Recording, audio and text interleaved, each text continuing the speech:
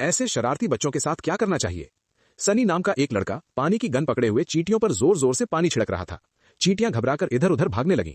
फिर उसने पानी की गन फेंक दी और पाइप उठा लिया और चींटियों पर सारा पानी छोड़ दिया। पानी से पूरा चींटी का घर एंथिल बर्बाद हो गया। सारी चींटियां बेघर हो गईं, कुछ भागते हुए बाढ़ के पानी में बह भी गईं। इतना ही नहीं, उसने चींटियों के घर पर एक और जोरदार लात मार दी। चींटियां हवा में उछलकर दूर जा गिरीं और कुछ चींटियों को सनी ने अपने पैरों से कुचल भी दिया। इतनी छोटी उम्र में सनी इतना बेरहम कैसे हो सकता है। असल बात यह थी कि सनी बचपन से ही बदमाशी और बुलिंग का शिकार होता आ रहा था।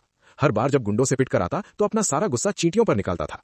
उसे ये नहीं पता था कि एक चींटी जो उसके पैरों के नीचे नहीं मरी थी, चींटियों के परिवार की जादूगरनी थी। अपने उजड़ चुके घर को देखकर जादूगरनी ने कसम खाई कि इस शरारती बच्चे को सजा जरूर मिलेगी। उसने जादू से एक अनोखी दवा तैयार की। उस रात जादूगरनी अपनी छोटी सी टीम के साथ सनी के कमरे में घुस गई। वो उसके कान पर चढ़ी और कान के अंदर दवा की एक बूंद डाल दी। बिजली की कड़क के साथ सनी जाग गया। उसने देखा कि उसके सामने पहाड़ों जैसे विशाल विशाल ढांचे खड़े हैं। एक विशाल गेम मशीन देखकर वो डर के मारे बिस्तर से नीचे गिर पड़ा। लुढ़कते हुए वो सीधा चिप्स के पैकेट में जा गिरा। जब वो बाहर निकला तो उसने देखा कि वो अब चींटी के आकार का हो चुका था। यहाँ तक कि उसकी अंडरवेयर भी उससे कई गुना बड़ी लग रही थी। सनी डर के मारे सुन्न हो गया। उसने उसी जादूगरनी को देखा जिसने उसे छोटा कर दिया था। चींटियों ने सनी को पकड़ लिया और उसे उसी जगह ले गई जहां उसने कभी उनका घर तबाह किया था। जादूगरनी ने उसे नीचे धक्का दे दिया। कई हाथों से गुजरते हुए सनी चींटियों की अदालत तक पहुंच गया। उसकी तबाही की वजह से चींटी परिवार को भारी नुकसान हुआ था। सभी चींटियां सनी से नफरत करती थीं और उसे मार देने की बात कर रही थीं। अंतिम फैसला रानी चींटी को लेना था।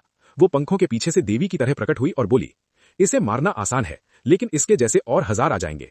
सिर्फ हम ही इसे बदल सकते हैं। इसलिए फैसला हुआ कि सनी चींटियों के साथ ही रहेगा जब तक वो एक सच्ची चींटी बनना नहीं सीख लेता। इस तरह सनी चींटी साम्राज्य में रहने लगा। उसका पहला काम था दूसरी चींटियों की तरह भोजन ढूंढना, लेकिन खाना ले जाते समय उसे परेशानी होने लगी क्योंकि उसके पास चींटियों जैसे चार पैर नहीं थे। तभी रानी चींटी की बेटी उसे समझाने आई, लेकिन उसे किसी खतरे का एहसास हो गया। क्या तुम जानते हो कि चींटियों के एंटेना किस काम आते हैं? सिर्फ हिलाने से ही उन्हें आने वाले खतरे का पता चल जाता है। उस घास के जंगल में हर जगह कांच के टुकड़े पड़े थे। सूरज की रोशनी पड़ते ही उन कांचों से तेज लेजर जैसी किरणें निकल रही थीं और जो भी कीड़ा वहां से गुजरता वो तुरंत राख बन जाता। तभी आसमान से मधुमक्खियों का एक झुंड आया और एक कैटरपिलर को उठाकर ले गया। सारी चींटियां मधुमक्खियों से लड़ने लगीं। वे पत्थर उठाकर मधुमक्खियों पर फेंकने लगीं, जिससे कुछ मधुमक्खियां गिर भी गईं। हंगामे के बीच एक मधुमक्खी सनी के सामने आ गई। रानी चींटी की बेटी उसे बचाने के लिए आगे बढ़ी, लेकिन सनी डरकर भाग गया। कांच के टुकड़ों के पास पहुंचते ही मधुमक्खी ने फिर से उसे देख लिया और उस पर झपट पड़ी। भागते भागते सनी एक पटाखे से टकरा गया। उसने कांच के टुकड़े से सूरज की रोशनी को केंद्रित किया और पटाखा जला दिया। पटाखे की जोरदार आवाज से सारी मधुमक्खियां भाग गईं। अब चींटियां सनी को स्वीकार कर लेती हैं और उसे अपनी कॉलोनी का हिस्सा बना लेती हैं।